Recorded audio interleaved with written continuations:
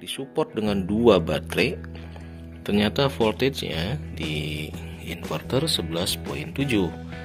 Kenapa? Ya karena 2 hari ini posisi di planet Bekasi, area Pondok Gede Jatiwaringin itu mendung, hujan badai, bahkan panel pun terbang. Nah, ini yang dimaksud dengan kita perlu memperhitungkan yang namanya autonomous day atau hari-hari di mana PLTS kita itu bisa berjalan secara otonomi ya. Artinya tuh tidak ada satu unsur dari sistem itu yang nggak berjalan dengan baik, misalkan hujan, kemudian produksi stop atau panel kayak kemarin terbang sehingga PLTS kita libur. Nah, kondisi-kondisi itu masih bisa tercover oleh si baterai aki kita.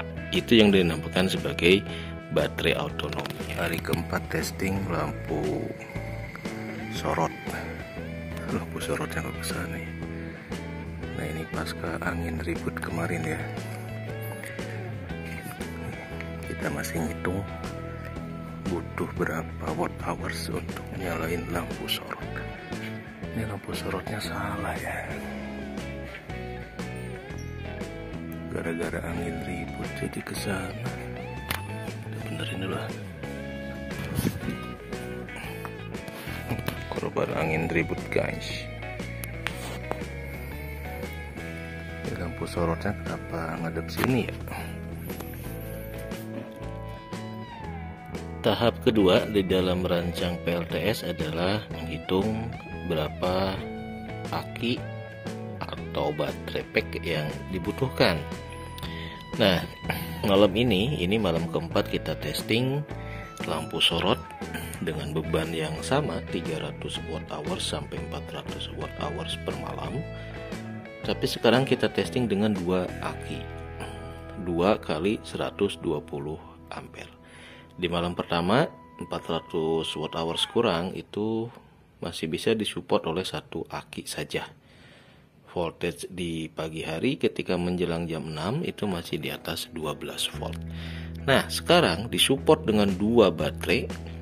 Ternyata voltage-nya di inverter 11.7. Kenapa? Ya karena 2 hari ini posisi di planet Bekasi, area Pondok Gede Jatiwaringin itu mendung, hujan badai, bahkan panel pun terbang. Nah, ini yang dimaksud dengan kita perlu memperhitungkan yang namanya autonomous day atau hari-hari di mana PLTS kita itu bisa berjalan secara otonomi ya.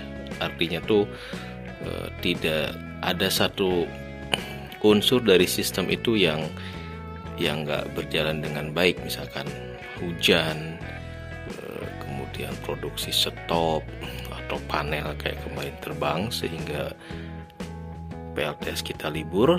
Nah, kondisi-kondisi itu masih bisa tercover oleh si baterai aki kita. Itu yang dinamakan sebagai baterai autonominya. Jadi kalau kemarin misalkan untuk pemenuhan listrik untuk menyalakan lampu semalaman sekitar 360 selama 12 jam ya. 12 jam itu mungkin 380 watt hours atau kalau dibuletin mungkin 400 watt hours. Secara hitungan normal dia cukup dengan 1 baterai aja. Nah, tapi kalau ada kejadian darurat seperti kemarin, panel kita terbang, hujan, banjir di mana produksi PLTS terganggu, berapa bijikah baterai cadangan yang harus kita miliki? Apakah 1 cukup, 2 cukup, atau 3 cukup? Nah, itu yang dimaksud sebagai baterai cadangan atau autonomous baterainya. Nah, untuk menghitung berapa baterai seperti itu, nah, tahapan-tahapan seperti inilah yang harus kita agak detail gitu ya.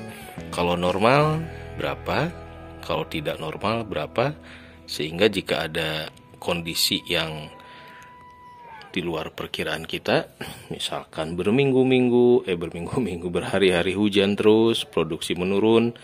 Kalau kita memper cuma cadangan baterainya cuma 1, ini pasti seperti ini nih. DOD-nya menjadi di bawah 50% karena posisi dari voltage di inverter udah di bawah 12 volt. Nah, yang ideal memang baterai cadangan itu adalah 2/3 gitu ya. Jadi satu baterai normalnya, yang cadangannya 2. Jadi kalau produksi turun, DOD kita bisa terjaga. Nah, jadi untuk hitungan nyalain lampu 32 watt saja, yang paling normal kayaknya kita butuh baterainya itu 1, 2, 3 gitu ya. Malam ini kita baru coba 2, nanti malam kita coba dengan 3 atau 4 baterai kita gabung. Kita cari dulu jumpernya ya. Nah, kalau kita udah pakai 3 lah ya untuk autonomi baterainya, autonomi akinya. Nah, apakah nanti di DOD nih, ini dengan 2 kali 120 aja udah DOD-nya ngedrop di bawah 12 volt. Ini sudah jam 11 sudah 11 jam 28 menit untuk 32 watt. Ini udah mau jam 6, udah bisa kita matikan saja karena ini udah di bawah 12. Kita off-kan saja. Nah, kalau kita off-kan, kita lihat nanti dia balik ke berapa ya. Oke, kita cabut. Nah, untuk menghitung autonomy days ini nggak cuma dari sisi baterainya, tetapi juga dari panel. Jadi kalau ini masih panelnya kemarin kita tambah ini 100 watt peak, yang sana karena on gridnya kena badai, kita pindahkan ke off grid jadi 200, jadi total 300 watt peak.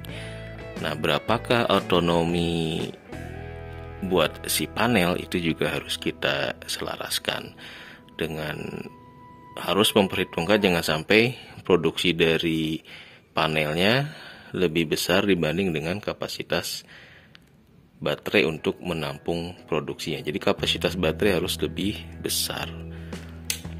Tandon buat nampung listrik kita ini harus lebih besar. Nah, ini ternyata DOD-nya juga kalau dari voltmeternya si inverter 11,8 ya.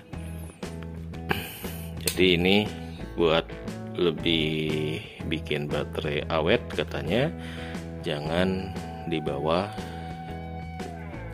11,5 volt, atau ya kalau disiplin diusahakan di atas 12.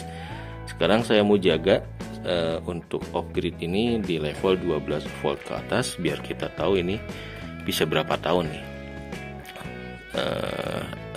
durasi pemakaiannya ya. Kemudian juga bebannya masih yang ringan-ringan karena belum pakai kapasitor, belum pakai low voltage. Nah, ini harusnya mungkin kalau pakai low voltage disconnect ini bisa langsung otomatis. Misalkan kita setting di 12 volt maka inverter langsung di off kan. Cuma karena saya belum mudeng cara kerja low voltage disconnect gitu ya, masih nonton YouTube dulu, nggak berani pasang dulu, nggak berani beli dulu karena harus beli ganti genteng yang pecah gitu ya. Dan satu panel terbang entah kemana, jadi kayaknya udahlah lupakan saja. Saya juga nggak tahu jatuhnya ke tetangga yang mana gitu, agak susah juga. Takutnya kalau saya cari-cari ntar saya disuruh ganti rugi, mendingan udah deh. Bukan rezekinya kali. Dan kalaupun ada saya nggak tahu itu karena udah copot kabelnya ya, nggak tahu gimana cara benerinnya. Oke deh, ini prolog tentang autonomous day atau day out of autonomy apa ya. Pokoknya sistem kita itu harus berjalan autopilot. Jika ada satu unsur yang tidak mensupport ya, entah itu mendung, hujan, kemudian ada panel yang problem, masih bisa kita gunakan PLTS kita untuk menjalankan beban-beban yang sehari-hari gitu, untuk 1 atau 2 hari.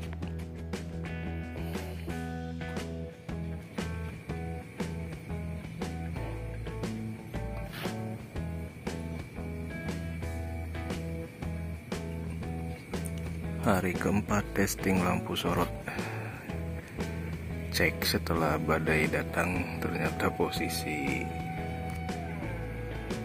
arahnya jadi berubah. Ini kurang di kabelnya lepas, jadi ikut berubah arah. Oke, udah posisinya udah ke jalan lagi, tinggal nanti diperkuat.